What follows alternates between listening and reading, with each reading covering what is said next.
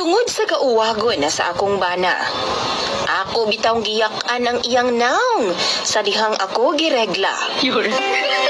Mayong adlaw kanimo DJ Sam og sa tanan nga mga suking tigpaminaw ning imong programa online. Kining akong problema ang akong bana. Kay grabe jud niya kauwagon ni DJ Sam.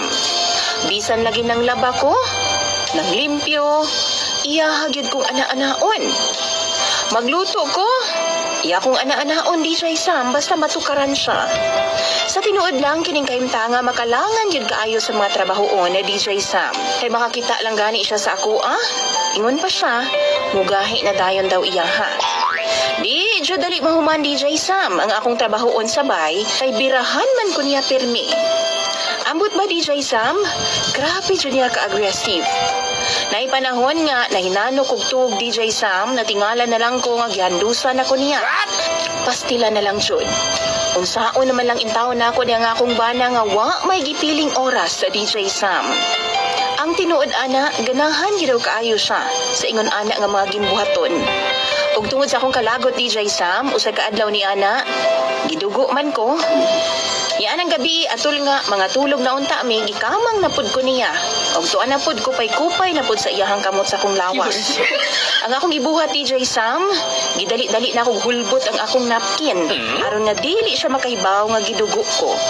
Ug sa dihang musakay na unta siya nako, ako siyang giingnan nga ako'y drive. Kay palamian ako siyang taman. Perti niyang lipaya DJ Sam.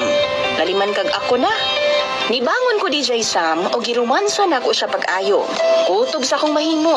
Gipalamian ako siyang taman DJ Sam. Wow! Ug sa dihang nag-agungol na siya sa kalami. Kalit na ako siyang giyak-an o ginuno na ako pag-ayo sa iyahang naong ang akong bilahan. Pastilan lagi. Dali-dali in taon siya bangon DJ Sam kay murag lain man daw. Baw-baho daw nga pilit-pilit. Usa dihang gipasigan niyang suga DJ Sam o niya gilantaw niya iyang naong sa salamin. Sus murag gyud siya vampira nga nakapaak og mananap DJ Sam. Haskan niyang sukuan ako. Nganong gipakaon daw nako siya dinuguan.